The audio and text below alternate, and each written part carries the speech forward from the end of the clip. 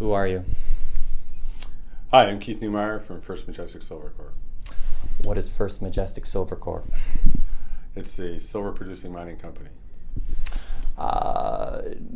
You mentioned in January that you had out on the roundup of the financial quarter that you were doing work aiming at profitability with what you have in your operations.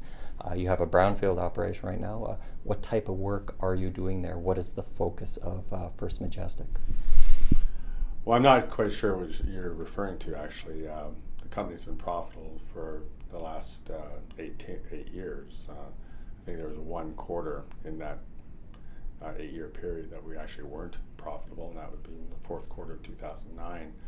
The company's grown quite dramatically over the last 10 years.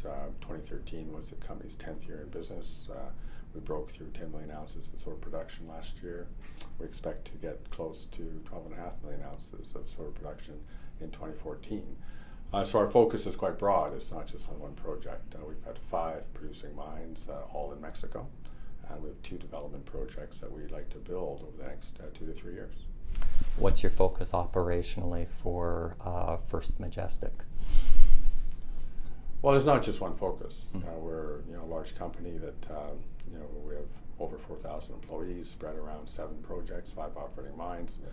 So when you say what's our focus, well, we're focusing on growth, and we've always done that as a company. We've acquired 3 other public companies to date, and we've acquired several private companies in Mexico as well to accumulate, I think, one of the best portfolios there is in Mexico. At the shows, people were talking about a bottom past us. Is this a time for looking at acquisitions? We're always looking. That's how we built the business. So, as I said, we're 10 years in, and we've acquired several companies to date, and we've got our eyes open all the time. This market right now is creating a lot of value out there, which obviously interests me as an acquirer. But when it comes to specifics, it's really hard to say, because it does take 2 to tango, and acquisitions take months and months to accomplish, and we have to be very patient, and we are looking at companies, and we always have, and that won't change. What has the royalty revenue meant to you in Mexico, the 7.5% on EBITDA? Well, it hasn't been anything yet.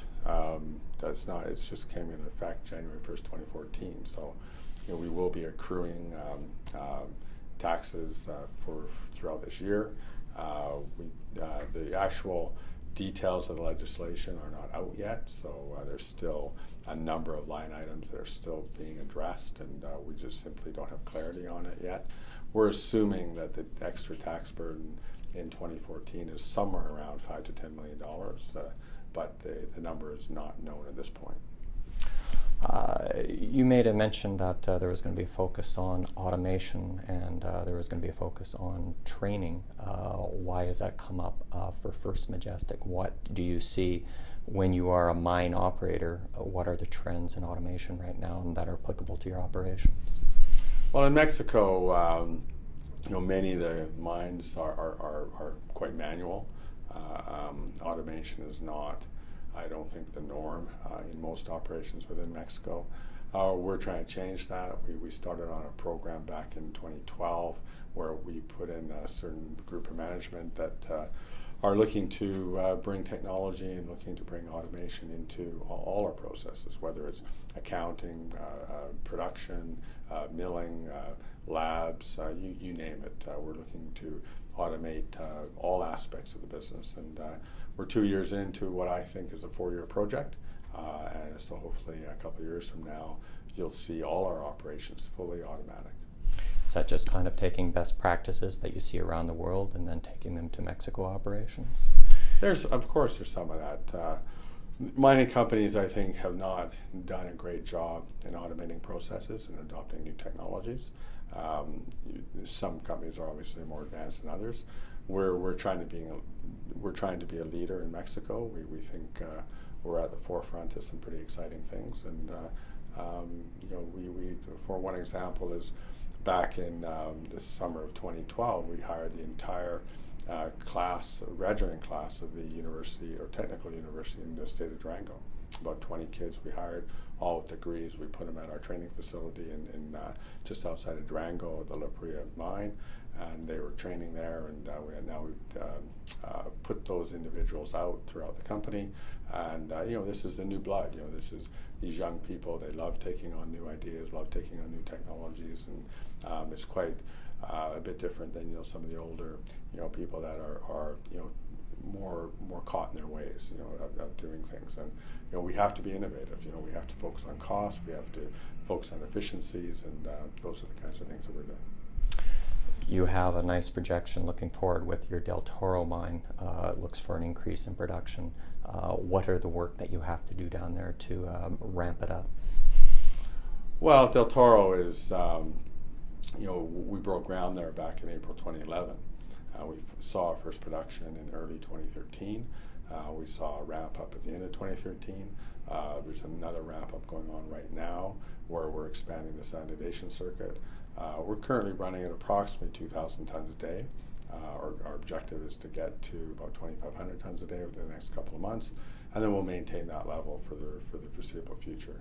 In order to take it larger than that, we'll need to build the shaft, and that investment, which is approximately $25 million, actually has been delayed due to market conditions. So we'll leave the mill at 2,500 tons a day for probably the next year or so, and then make it and revisit that decision once we see a turnaround in the market.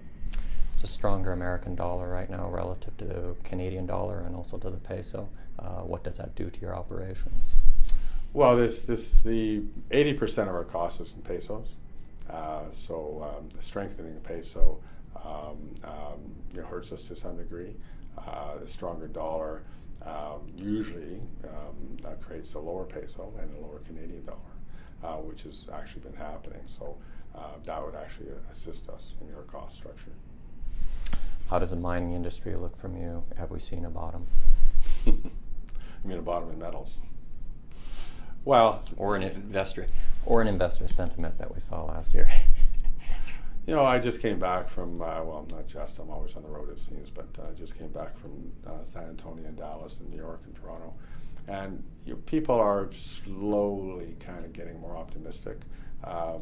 People don't need to see, this huge volatility that we see in the metals. You don't need, silver going up $3 and down $3. It's those kinds of moves that create uncertainty and create concern. And if we had stability, if we had the metal price just stay at one price for 5 years, we could work within that environment.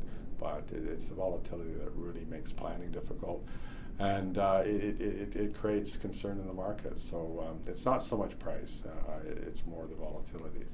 And because of the stability that we've seen over the last couple of months, you now see the institutions starting to come into the market slowly. They're not coming in with all feet yet. I think they're just picking away at the market because they see the values. The values in some of these mining stocks are ridiculous. Our stock was, we had a market cap of almost $3 billion, and today we're about $1.2 billion. And then the company today is almost twice the size as it was when we had a market cap of $3 billion. So the valuations just don't make any sense, and the institutions are starting to realize that. But there's caution. People are still a little concerned about the volatility, and no one really knows whether the bottom's in on the metals or not. But there's sure a lot of value out there. Thank you very much, Keith. You're welcome. Thank you.